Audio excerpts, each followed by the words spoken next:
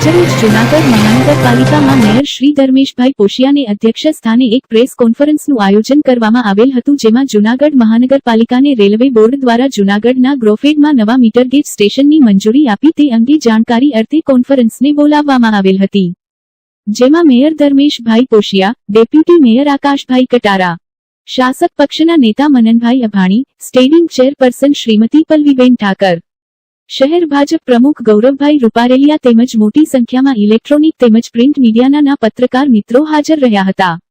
મેટ્રી ધર્મેશ પોશિયાએ જણાવેલ હતું કે જૂનાગઢ શહેરમાં 7 ફાટકોને કારણે લાંબા સમયથી શહેરીજનો ટ્રાફિકની સમસ્યાનો સામનો કરી રહ્યા છે. હવે આ ફાટકો દૂર થતાં ટ્રાફિકની સમસ્યા વહેલી તકે દૂર થઈ જશે તેવું તેમણે જણાવ્યું હતું. અમે લોકોની સુખાકારીમાં વધારો થશે તેવું પણ તેમણે જણાવ્યું. તેમને આ તકે આ ફાટક દૂર કરવા માટે જેમ મેં ઝુંબેશ ઉપાડી હતી એ તમામ લોકોને યાદ કર્યા. જીત માત્ર એમની જ નહીં આ તમામ લોકોનું છે તેવું પણ તેમણે જણાવ્યું હતું. અને આ નિર્ણય બદલ આદરણીય પ્રધાનમંત્રી નરેન્દ્ર મોદી સાહેબ, આદરણીય મુખ્યમંત્રી ભૂપેન્દ્રભાઈ પટેલ સાહેબ, કેન્દ્રીય રેલવે મંત્રી શ્રી અશ્વિની વૈષ્ણવજી, માન્ય શાંતિથી રાજેશભાઈ ચુડાસમા, માન્ય પ્રભારી શ્રી પ્રદ્યુમન રાજા રબારી, શ્રી કૌશિકભાઈ વેકરિયા, ધારાસભ્ય શ્રી સંજયભાઈ કોરડિયા, પૂર્વ સાંસદ ભાવનગર ચીખલિયા તેમજ મહેન્દ્રભાઈ મસૂર તેમજ અન્ય લોકો અને સામાજિક સેવાસાઓને આ તકે ખાસ યાદ કરી તેમનો પણ આભાર માન્યો હતો. જૂનાગઢ મહાનગરપાલિકાના મેયર, પ્રથમ નાગરિક આદરણીય શ્રી ધર્મેશભાઈ પોશિયા, જૂનાગઢ શહેર ભારતીય જનતા પાર્ટીના પ્રમુખ આદરણીય શ્રી ગૌરવભાઈ રૂપારેલિયા, મહાનગરપાલિકાના ડેપ્યુટી મેયર આકાશભાઈ, સ્ટેન્ડિંગ કમિટીના ચેરમેન પલ્લવીબેન અને ઉપસ્થિત આપ સૌ પત્રકાર મિત્રો, જૂનાગઢ માટે ગઈકાલે જે કેન્દ્ર સરકાર દ્વારા મહત્વપૂર્ણ જે નિર્ણય લેવામાં આવ્યો તેને ધ્યાને લઈ અને આજની આ પ્રેસ વાર્તાનું ખાસ આયોજન કરવામાં આવ્યું છે. કેન્દ્રીય રેલવે બોર્ડ દ્વારા ગ્રોફેડ ખાતે નવા રેલવે સ્ટેશનને મંજૂરી આપવામાં આવી છે અને આ મંજૂરી આપતા જૂનાગઢ શહેરને આ 7 ફાટકોમાંથી મુક્તિ મળશે. અમારી પહેલાંના તમામ જે જૂનાગઢનું પ્રતિનિધિત્વ કરતા લોકોએ કેન્દ્ર સરકારમાં રજૂઆત કરવી એમને પણ આજે યાદ કરવા પડે. સ્વર્ગસ્થ શ્રી ભાવનાબેન ચીખલિયા, સ્વર્ગસ્થ શ્રી મોલાભાઈ પટેલ, મહેન્દ્રભાઈ મસરૂ, આપણા લોકલાડીલા સાંસદ રાજેશભાઈ ચુડાસમા, ધારાસભ્ય સંજયભાઈ, મેયર શ્રી ધર્મેશભાઈ, આપણા પૂર્વ આરોગ્ય મંત્રી સ્વર્ગસ્થ શ્રી હેમાબેન આચાર્ય, આ તમામ વડીલોએ જૂનાગઢ શહેરને ફાટકમાંથી મુક્તિ મળે એના માટેના અનેક પ્રયાસો એમના દ્વારા પણ કરવામાં આવ્યા. સાથે સાથે જૂનાગઢના અનેક યુનિયનો, અનેક જાગૃત નાગરિકો દ્વારા આ ફાટક મુક્તિ માટે એક અભિયાન પણ ચલાવવામાં આવ્યું હતું અને સરકારમાં રજૂઆત પણ કરવામાં આવી હતી.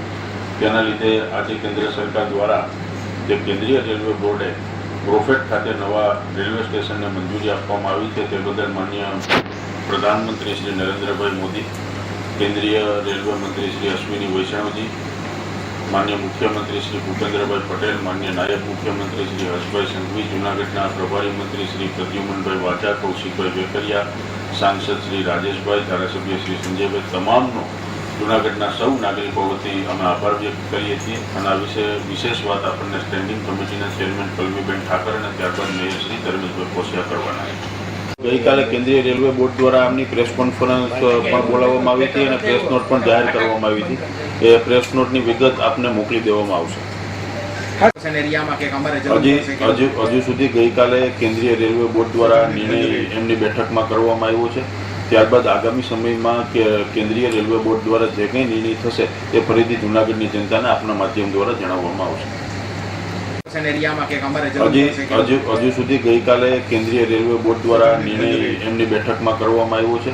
ત્યારબાદ આગામી સમયમાં કેન્દ્રીય રેલવે બોર્ડ દ્વારા જે કંઈ નિર્ણય થશે એ ફરીથી જૂનાગઢની જનતાને આપના માધ્યમ દ્વારા જણાવવામાં આવશે. એ ઓલું માઇક ખાલી આગળ જાઓ તો ખાલી બૂમ ખેંચી બસ રેડી ચાલુ.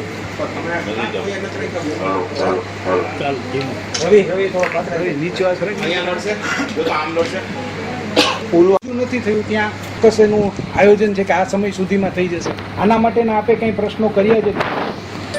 ચોક્કસ આવનારા દિવસોની અંદર આની વહેલીમાં વહેલી તકે નિરાકરણ થશે એ અમે બાંહેધરી આપીએ.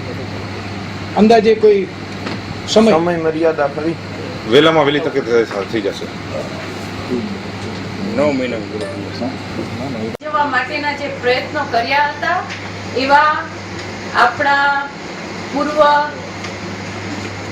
સાંસદ શ્રી મોલા પટેલ, આપણા પૂર્વ કેબિનેટ મંત્રી અને ભાવનાબેન ચીખલિયા દ્વારા પણ આ પ્રશ્નોને વારંવાર ઉઠાવવામાં આવ્યો હતો. તેમજ આપણા સાંસદ શ્રી રાજેશભાઈ ચુડાસમા, પૂર્વ આરોગ્ય મંત્રી બેન શ્રી હેમાબેન આચાર્ય, આપણા ધારાસભ્ય શ્રી સંજયભાઈ કોરડિયા, તેમજ અમારી ટીમે પણ આના માટે રજૂઆતો કરેલી હતી જ્યારથી અમે અહીંયા કોર્પોરેશનની અંદર પદભાર સંભાળ્યો એ પછી. આવા અને જૂનાગઢની જે જાગૃત નાગરિક સમિતિ છે એમણે પણ વારંવાર આ રજૂઆતો કરી હતી અને કેન્દ્રના ધ્યાને આ વિષયને મૂક્યો હતો. ત્યારે આપણને આ સુવિધા મળવા જઈ રહી છે અને ફાટકલેસ જૂનાગઢ થઈ રહ્યું છે. ત્યારે હું આપણા માનનીય વડાપ્રધાન શ્રી નરેન્દ્રભાઈ મોદી, આપણા ગૃહમંત્રી શ્રી અમિતભાઈ શાહ, આપણા રેલ મંત્રી શ્રી અશ્વિનીભાઈ વૈષ્ણવ, તેમજ આપણા સાંસદ શ્રી રાજેશભાઈ ચુડાસમા, આપણા ધારાસભ્ય શ્રી સંજયભાઈ કોરડિયા, તેમજ જેમણે આ લડત માટે જે પોતે પોતાનો સમય અને જે પત્ર વ્યવહાર કર્યો છે તમામનો હું આ તકે આભાર માનું છું કે જૂનાગઢનો આ જે પ્રશ્ન હતો એને પરિણામ સુધી લઈ આવ્યા છે અને આ પ્રશ્નનું સોલ્યુશન છે એ થઈ ગયું છે. એટલે તમામ લોકોનો આ તકે હું આભાર માનું છું.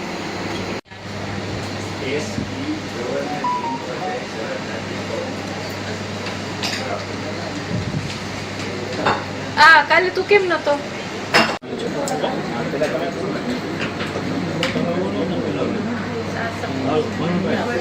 એક જ મિનિટ.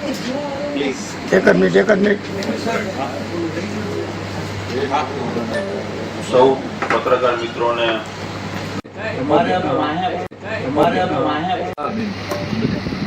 જી મેયર સાહેબ, પહેલેથી જે ગઈકાલે કેન્દ્ર સરકાર દ્વારા જૂનાગઢ રેલવે ફાટક માટેનો મહત્વનો નિર્ણય લેવામાં આવ્યો છે એ બદલ આજ પ્રેસ કોન્ફરન્સ રાખવામાં આવી. એ બદલ જૂનાગઢ વાસીઓને એક ખુશીના સમાચાર છે કે ઘણા સમયથી આજે આ પ્રયત્ન કરતા હતા કે ફાટકલેસ જૂનાગઢ થાય.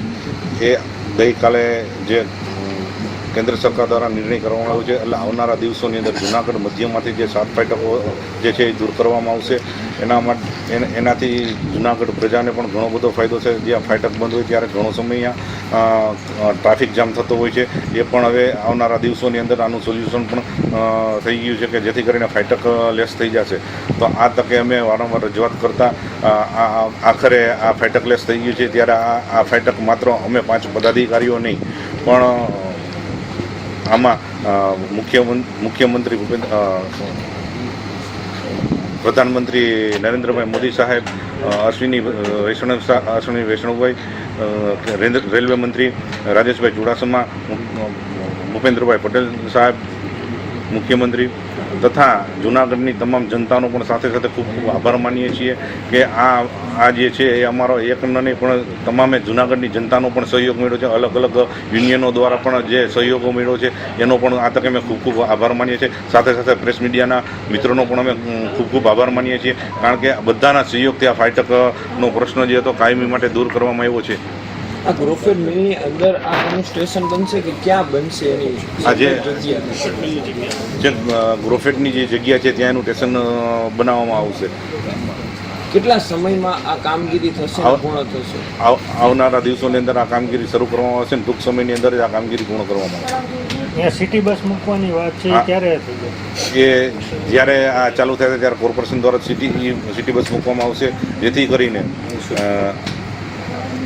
આવનારા મુસાફરીઓને હેરાનગતિ ન થાય એને ધ્યાનમાં રાખી સિટી બસની પણ વ્યવસ્થા કરવામાં આવશે. કેટલા વર્ષોથી સિટી બસ બંધ છે, ખરેખર સિટી બસ શરૂ થશે?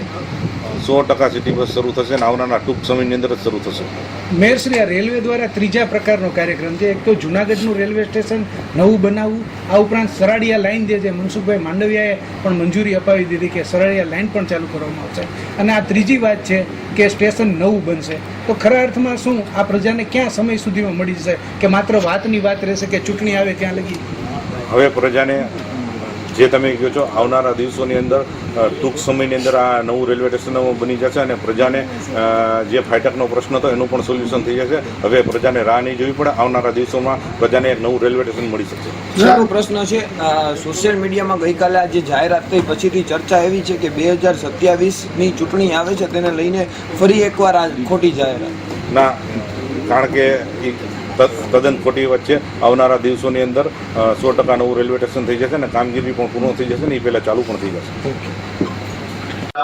વહેલી તકે આ કામગીરી શરૂ કરવાની ફરીથી રજૂઆત થશે ને જુનાગઢ શહેર ટૂંક સમયમાં ફાટક મુક્ત બને એવા પ્રયત્નો.